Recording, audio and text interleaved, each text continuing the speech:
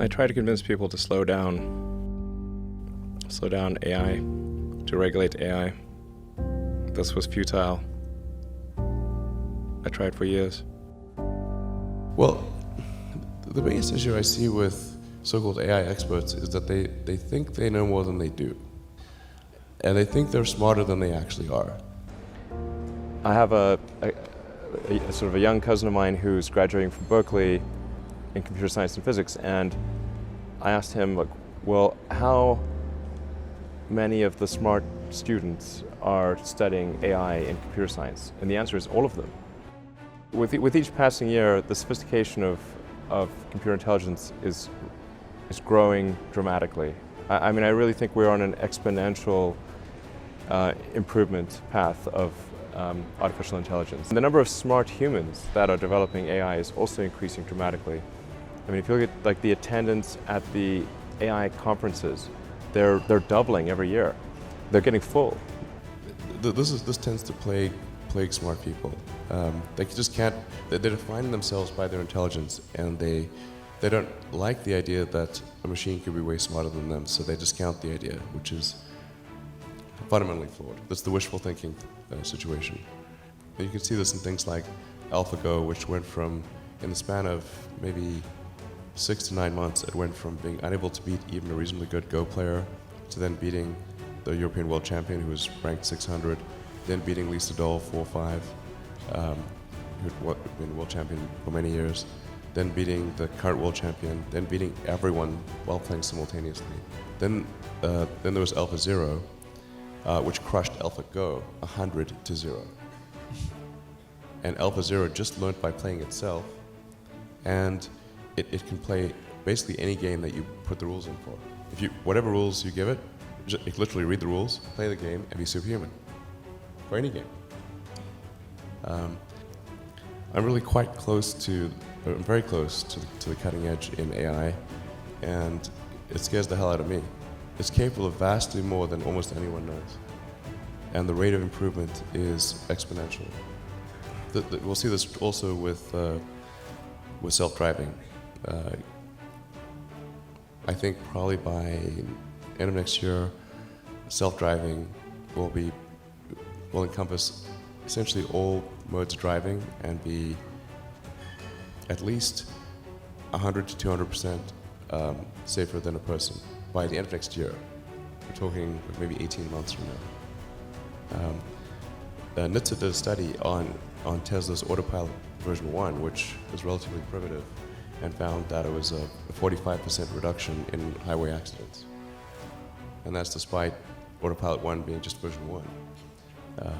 Version 2, I think, will be at least 2 or 3 times better. That's the current version that's running right now. So the rate of improvement is really dramatic. We have to figure out some way to ensure that the advent of digital superintelligence is one which is symbiotic with humanity. I think that's the single biggest existential crisis that we face, and the most pressing one. A company is essentially a cybernetic collective of people and machines. That's what a company is. And then there's different levels of complexity in the way these companies are formed. And then there's sort of like a collective AI in the Google sort of search, you know, where we're all sort of plugged in as like nodes on the network, like leaves on a big tree, and we're all feeding this network without questions and answers. We're all collectively programming the AI, and Google plus all the humans that connect to it are one giant cybernetic collective. This is also true of Facebook and Twitter and Instagram and all these social networks. They're giant cybernetic collectives. But it feels like we are the biological bootloader for AI, effectively. We are building it. And then we're building progressively greater intelligence, and the percentage of intelligence that is not human is increasing. And eventually, we will represent a very small percentage of intelligence. But the AI is informed, strangely, by the human limbic system. It's not necessarily bad. It's definitely going to be outside of human control. The thing that's going to be tricky here is that it's going to be very tempting to use AI as a weapon. It can be very tempting. In fact, it will be used as a weapon. So the on-ramp to serious AI, the danger is going to be more humans using it against each other, I think, most likely. That'll be the danger. I think the danger of AI is much greater than the danger of nuclear warheads, by a lot. Nobody would suggest that we allow anyone to just build nuclear warheads if they want. That would be insane. And mark my words, AI is far more dangerous than nukes. Far. So why do we have no regulatory oversight? This is insane. It's going to come faster than anyone appreciates. I think we really need to be more concerned about, because there are, I think, scenarios where if there's some vast intelligence that either develops a will of its own or is subject to the will of a small number of people, then we could have an undesirable future. I mean, if you want to read a real scary one, I'd say Harlan Ellison's "I have no mouth and I must scream" will give you nightmares. I'm not really all that worried about the short-term stuff. The things that are, like narrow AI is not a species-level risk.